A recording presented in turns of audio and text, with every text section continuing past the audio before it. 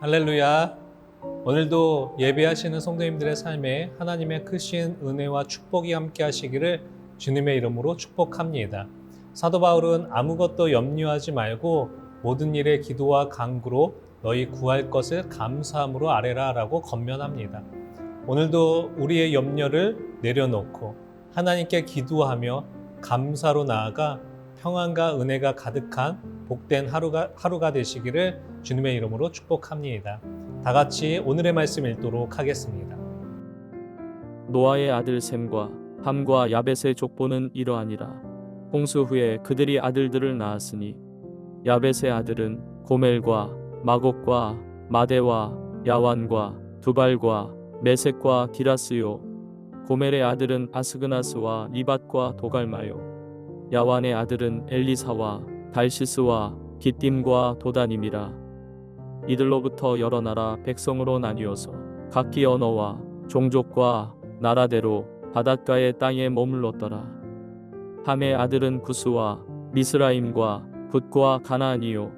구스의 아들은 스바와 하윌라와 삽다와 라아마와 삽드가요. 라아마의 아들은 스바와 드단이며 구스가 또 니므롯을 낳았으니 그는 세상의 첫 용사라. 그가 여호와 앞에서 용감한 사냥꾼이 되었으므로 속담에 이르기를 아문은 여호와 앞에 니므롯같이 용감한 사냥꾼이로다 하더라.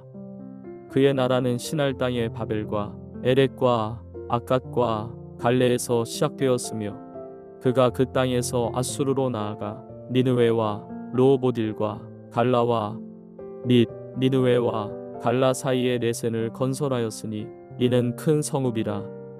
미스라임은 루딤과 아나밈과 르아빔과 납두임과 바드루심과 가슬루임과 갑도림을 낳았더라.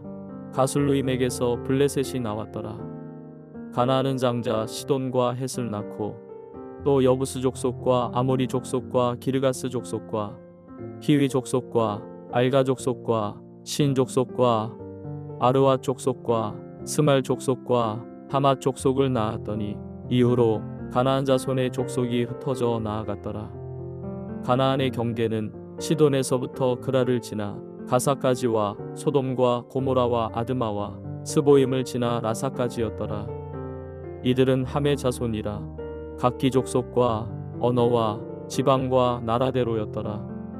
셈은 에벨 온 자손의 조상이요 야벳의 형이라. 그에게도 자녀가 출생하였으니 셈의 아들은 엘람과 아수르와 아르박삿과 룻과 아람이요. 아람의 아들은 우스와 훌과 게델과 마스며 아르박삿은 셀라를 낳고 셀라는 에벨을 낳았으며 에벨은 두 아들을 낳고 하나의 이름을 벨렉이라 하였으니 그때에 세상이 나뉘었으며 벨렉의 아우의 이름은 욕단이며 욕단은 알모닷과 셀렙과 하살마웻과 예라와 하도람과 우살과 디글라와 오발과 아비마엘과 스바와 오빌과 하윌라와 요밥을 낳았으니 이들은 다 욕단의 아들이며 그들이 거주하는 곳은 메사에서부터 스발로 가는 길의 동쪽 산이었더라. 이들은 셈의 자손이니 그 족속과 언어와 지방과 나라대로였더라. 이들은 그 백성들의 족보에 따르면 노아 자손의 족속들이요 홍수 후에 이들에게서 그 땅의 백성들이 나뉘었더라. 오늘 본문은 이 노아의 세 아들, 인류의 조상이 된 야벳, 함, 셈의 족보를 기록하고 있습니다. 이 족보는 하나님의 섭리와 약속이 성취되는 과정을 보여주는 기록입니다. 하나님은 홍수 이후 노아와 그 아들들에게 생육하고 번성하여 땅에 충만하라라고 축복하셨습니다.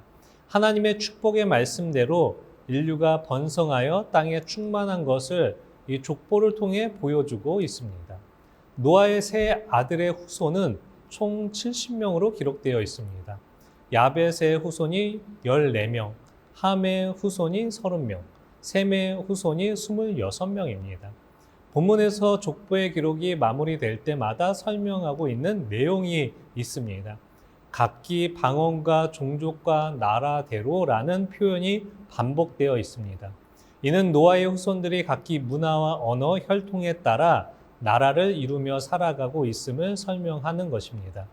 이 첫 번째로 야벳의 족보에 대해 설명합니다. 오늘 본문 10장 2절의 말씀입니다.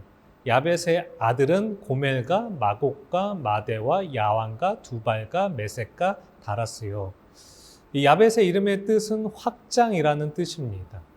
그의 후손들은 유럽과 아시아로 퍼져나가 인류 문명을 발전시킨 것으로 보고 있습니다. 이들은 하나님께서 주신 땅에서 각기 문화와 문명을 이루며 번성하였습니다. 노아는 야벳의 후손들이 셈의 장막에 거하게 될 것이다 라고 예언하였습니다. 이는 영적으로 야벳의 후손들이 셈의 축복과 예수 그리스도를 통한 이 구속사의 축복에 참여하게 될 것을 설명하고 있습니다. 실제로 복음은 초대교회 시기에 이 야벳의 후손들이 정착한 그리스, 로마, 유럽 지역으로 전파되었습니다. 이 족보는 하나님께서 모든 민족을 구원의 대상을 삼으셨음을 보여주고 있습니다.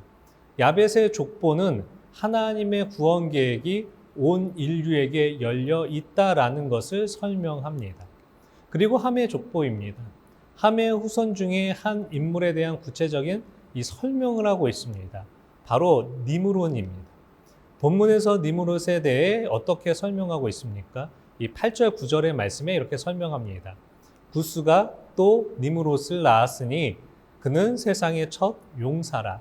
그가 여호와 앞에서 용감한 사냥꾼이 되었으므로 속담에 이르기를 아무는 여호와 앞에 니므롯같이 용감한 사냥꾼이로다 하더라. 이 니므롯을 세상의 첫 용사라고 소개하고 있습니다.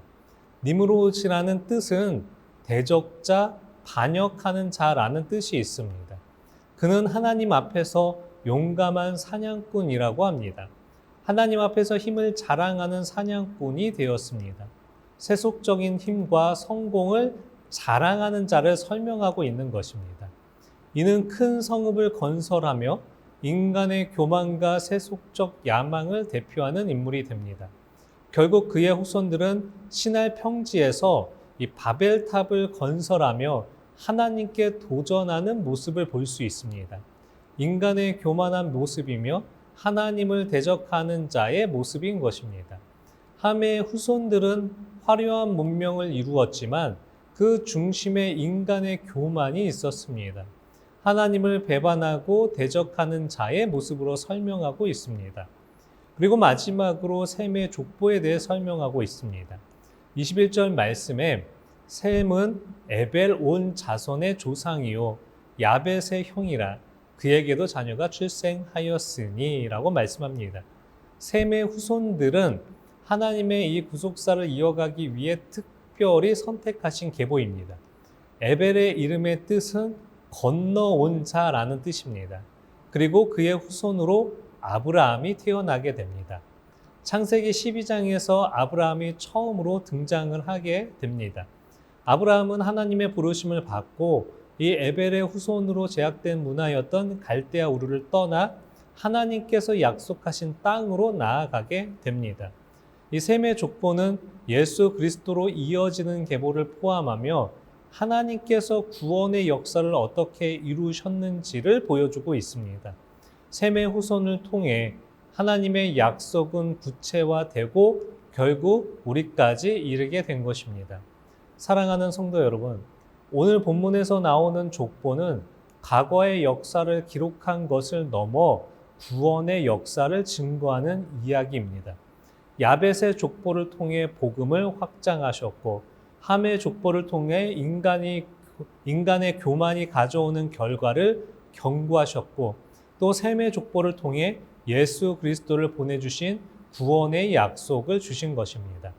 오늘 본문에서 주시는 노아의 족보를 통해 하나님의 섭리와 계획 안에 우리의 삶을 돌아보아야 합니다. 하나님을 대적하며 교만의 길을 걸어가는 것이 아니라 하나님의 구속 역사에서 우리의 삶을 드리는 믿음의 사람이 되어야 합니다. 오늘 하루도 하나님의 놀라운 역사 속에 복음을 위해 하나님의 영광을 위해 쓰임받는 우리 복된 성도님들이 되시길 주님의 이름으로 축복합니다. 기도하겠습니다. 좋으신 하나님 아버지 은혜 너무나 감사합니다. 오늘도 귀한 하나님의 말씀 우리에게 주시면 너무나 감사를 드립니다. 이 노아의 또 아들들의 그 족보를 통해서 우리의 여러 가지의 또 나눔을 하였습니다. 하나님, 우리가 교만의 길로 걸어가는 것이 아니라 하나님의 이 역사 속에서 하루하루의 삶이 하나님 앞에 쓰임받는 복된 삶의 모습이 될 수 있도록 인도하여 주시옵소서. 그래서 하루하루의 그 삶이 하나님을 위해서 살아가고 또 하나님 앞에 영광 돌리는 복된 삶의 모습이 될 수 있도록 주님 함께 하시고 인도하여 주시옵소서. 주님 감사합니다. 이 모든 말씀을 우리 주 예수 그리스도의 이름으로 감사히 기도드리옵나이다. 아멘.